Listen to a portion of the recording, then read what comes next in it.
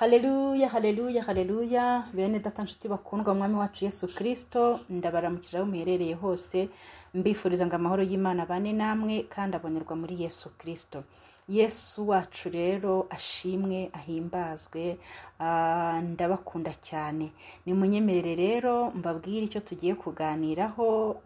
Tugiye kuganira ku ijambo rivuga ngo kuburira abantu si ukwiyahura, ahubwo no kwikiza wowe ubwawe no gukiza abandi.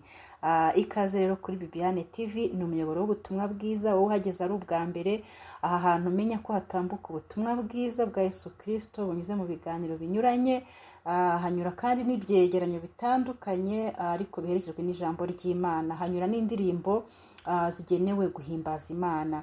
Ni munyemerere rero tubanze dusenga Imana, tugaruke tuganira kuri iyo nsanganyamatsiko yacu igira iti kuburira abantu si ukwiyahura, ahubwo ni ukwikiza wowe ubwawe no gukiza abandi. Data mwiza, duciye bugufi imbere yawe tuguha icyubahiro mu izina rya Yesu Kristo. Uri Imana nziza, uri Imana yera, uri Imana ikiranuka, wuzuye urukundo n'imbabazi. Tugushimiye ko watanze Yesu Kristo umwana wawe w'ikinege akitanga kugira ngo abe incungu y'abari mu isi bose, kandi umwizera wese ntarimbuka ahubwo ahabwa ubugingo buhoraho. Nicyo cyatumye tubona agakiza, nicyo cyatumye twitwa abana b'Imana. Ubishimirwe kandi ubihimbarizwe. Turakwinginze rero muri aka kanya ngo uduhe imbaraga z'umwuka wawe wera zidushoboza byose mu izina rya Yesu Kristo, kuko urasezeranya kandi ugasohora. Nsengera abagiye kumva ubu butumwa bose kugira ngo umwuka wera batanga imbere, abategurira imitima kugira ngo ibashe kwakira byose, ni mu izina rya Yesu Kristo. Amen, amen. Turagarutse rero, ikaze kuri Bibiane TV. Tugiye kuganira kuri ya nsanganyamatsiko yacu ivuga ngo kuburira abantu si ukwiyahura nk'uko benshi babitekereza, ahubwo ni ukwikiza wowe ubwawe no gukiza abandi. Ibi turabihera ku ijambo dusanga mu gitabo cy'umuhanuzi Ezekiyeli, ibice ni 3, umurongo ni uwa 17 turageza kuri 21. Twumva icyo ijambo ry'Imana ritubwira. Aha ijambo ry'Imana riravuga, umutwe w'ijambo ngo Uwiteka agira Ezekiyeli umurinzi.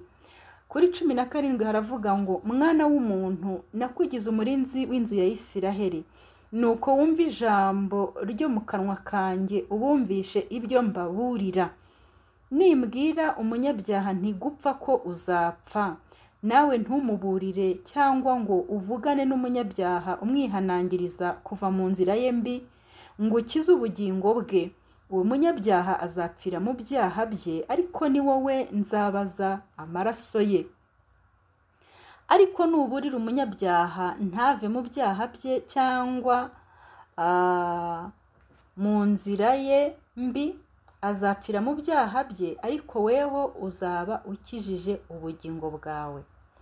Kandi umukiranutsi nareka gukiranuka kwe agakora ibyo gukiranirwa, nzashyira igisitaza imbere ye, kandi azapfa kuko utamuburiye.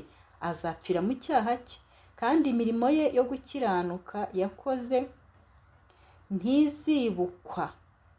Kandi umukiranutsi nareka gukiranuka kwe agakora ibyo gukiranirwa, nzashyira igisitaza imbere ye, kandi azapfa kuko utamuburiye. Azapfira mu cyaha cye, kandi imirimo ye yo gukiranuka yakoze ntizibukwa ukundi, ariko ni wowe nzabaza amaraso ye. Ariko nuburira umukiranutsi kugira ngo adakora icyaha, nawe ntakora icyaha, ni ukuri azabaho kuko yemeye kuburirwa, kandi nawe uzaba urokoye ubugingo bwawe. Haleluya. Rero Uwiteka niba avuze ngo genda uburire umunyabyaha, kuko ijambo ry'Imana rivuga ryeruye ko abakora ibyaha bazapfa, kandi bazapfa urupfu rw'iteka. Ijambo ry'Imana rero nimba rivuga ko abanyabyaha bazapfa, ukaba ubizi bamaze kubimenya, ntugende ngo baburire abo banyabyaha gupfa ko bazapfa, ariko ni wowe uzaryozwa amaraso yabo niba utigeze ubaburira.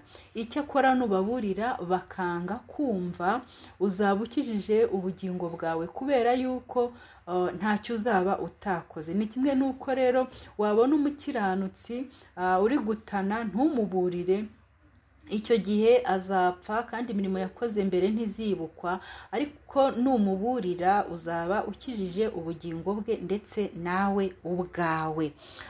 Rero nta kindi kidutera kuza gushyira ubuzima bwacu mu kaga, gutukwa, gutotezwa, tubaburira ngo muve mu byaha, tubabwira ngo mwakire umwami Yesu Kristo ababera umwami n'umugenga w'ubuzima bwanyu. Nta kindi kibidutera, ni ukugira ngo twikize ubwacu namwe tubashe kubakiza. Ikindi kandi kibidutera ni urukundo. Urwo rukundo ni rwo rwatumye Pawulo, nk'uko tugiye kubisanga mu ijambo ry'Imana riri mu gitabo cy'ibyakozwe n'intumwa 21 umurongo wa 8 turageza ku wa 14, haratubwira ngo bukeye bwaho tuvayo tugera i Kayisariya, twinjira mu nzu ya Filipo umubwiriza w'ubutumwa bwiza, n'umwe muri ba bandi 7 ducumbika iwe. Uwo yari afite abakobwa 4 b'abari bahanuraga. Tugitinzeyo iminsi, haza umuhanuzi witwaga Agabo uvuye i Yudaya. Ageze aho turi, yenda umushumi wa Pawulo awibohesha amaguru n'amaboko, aravuga ati, Umwuka wera avuze ngo nyiri uyu mushumi niko abayuda bazamubohera i Yerusalemu, bamutange mu maboko y'abapagani. Tubyumvise twebwe n'abantu baho turamwinginga ngo atajya i Yerusalemu. Ariko Pawulo aratubaza ati, niki gitumye murira mukamena umutima? Uretse kuboherwa i Yerusalemu gusa, niteguye no gupfirayo kubw'izina ry'umwami Yesu. Yanze kutwumvira turicecekera tuti iby'umwami ashaka bibeho. Amen, amen. Pawulo rero nta kindi cyatumye aburirwa akanga kumva umuburo, ahubwo agakomeza akajya i Yerusalemu, nuko umurimo wa data yari yarashinzwe na Kristo waramuhataga, waramutotaga, ubutumwa bwiza bwaramutotaga, hanyuma akaba yakwemera no gushyira ubuzima bwe mu kaga. Nguko uko rero Pawulo yanze kwita ku bugingo bwe, kandi ijambo ry'Imana riravuga ngo ukunda ubugingo bwe azabubura, ariko ubuhara kubera njyewe uwo niwe uzaburokora. Pawulo rero ntago yigeze yita ku mubiri we, yagiye atubwira inshuro nyinshi ko yawuhanaga akanawukoresha uburetwa, ndetse ntigeze atinya kubohwa. Abwira abamuburiraga ngo atajya i Yerusalemu, arababwira ati usibye no kuboherwayo niteguye no kuba nanagwayo. Rero bene data, urukundo Yesu Kristo yadukunze akaruturaga, akatubwira ngo mujye mukundana nk'uko nabakunze, urwo ni rwo tuba tugerageza kwigana. Kuko Yesu Kristo ukurikiranye neza ukibaza ngo urukundo atubwira ngo dukundane nk'uko yadukunze ni uruhe? Ni urukundo rero rwitanga, ni urukundo rwitanga, ntago ari urukundo rwikunda, ntago ari urukundo rwirebaho. Pawulo rero ati mugere ikirenge mu cyanjye nk'uko nkigera mu cya Kristo. Ushobora kuvuga ngo Yesu Kristo n'umwana w'Imana, ntago nashobora kugera ikirenge mu cye, yari afite kamere y'ubumana, njyewe ndi umuntu buntu, ntago nashobora gukunda nk'uko yankunze, nk'uko yakunze isi. Nyamara itegereze neza icyo Pawulo avuga. Pawulo we yari umuntu nkawe, nkanjye, nkatwe twese, yabashije kugera ikirenge mu cya Kristo. Akunda ubutumwa bwiza, akunda kumvira Yesu Kristo, akunda abantu b'Imana yagombaga kurokora, ababwiriza ubutumwa bwiza. Ntiyita ku mubiri we, ntiyita ku kubohwa, ntiyita gukubitwa, ntiyita ndetse no kuba yagwa i Yerusalemu kubw'umurimo w'Imana, kubwo kumvira Yesu Kristo. Rero niwe wagize ati mugere ikirenge mu cyanjye nk'uko nkigera mu cya Kristo. Ibyo tugiye kubisanga mu rwandiko rwa mbere rw'Abakorinto, igice ni cya 11 umurongo ni uwa mbere, turahasoma n'umurongo umwe gusa. Ijambo ry'Imana riravuze ngo mugere ikirenge mu cyanjye nk'uko nkigera mu cya Kristo. Pawulo rero ni urwandiko yari ari kwandikira Abakorinto ababwira ngo bagerageze kugera ikirenge mu cye nk'uko nawe akigera mu cya Kristo. Yesu Kristo yaratubwiye ngo mugere ikirenge mu cyanjye, mukundane nk'uko nabakunze. Ariko hari abantu benshi babigiranye n'urwitwazo bakavuga ngo Yesu Kristo yari umwana w'Imana, yari afite kamere y'ubumana, ntago namwishinga.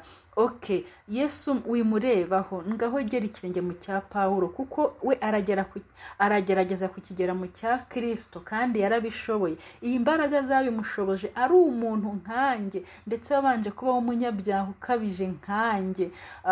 Uyu munsi wa none yarabishoboye, none aranyinginga, arakwinginga, aratwinginga twese ngo tugerageze tugere ikirenge mu cye nk'uko akigera mu cya Kristo. Tuzitwaza iki rero?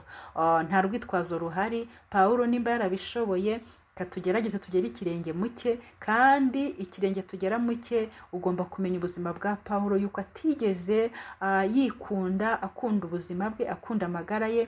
Abagerageje kumubuza gukora umurimo yahamagariwe yarababwiye ati usibye no kujya kuboherwa i Yerusalemu, bamubuzaga ko najya bari bumubohereyo. Arabaherurira arababwira ati ahubwo uburyo umurimo uri kumpata niteguye no kuba nagwayo. Nawe rero hari abantu benshi bari kugucecekesha bakakubwira ngo sigaho kuvuga ukuri, sigaho kwerura ibintu byose, sigaho ibyo ngibyo wabyihoreye. Ariko ukwiye kugera ikirenge mu cya Pawulo. Ntukunde ubuzima bwawe, upfa kuba ufite uwaguhamagaye kandi ukaba ufite n'ubutumwa kubwira gusohoza.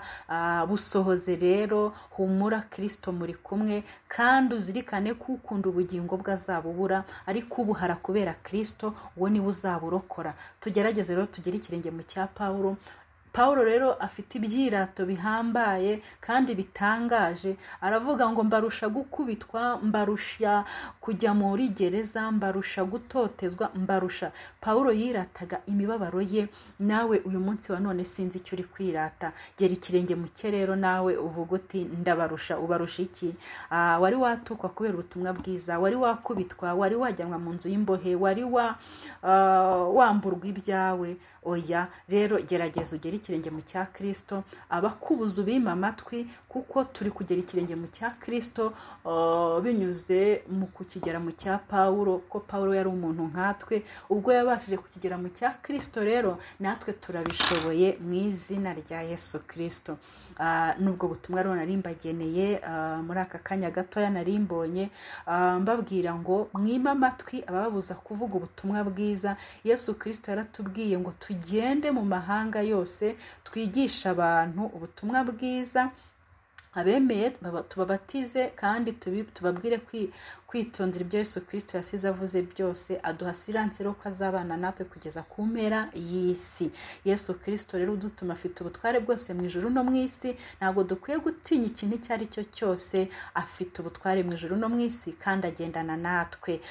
Nta kintu na kimwe rero gishobora kutubaho Uwiteka atabyemeye. Yesu Kristo atubereye umurinzi, atubereye umugenga kandi agendana natwe. Twe gutinya rero, twizere Imana kandi na Yesu Kristo tumwizere. Ndabakunda rero.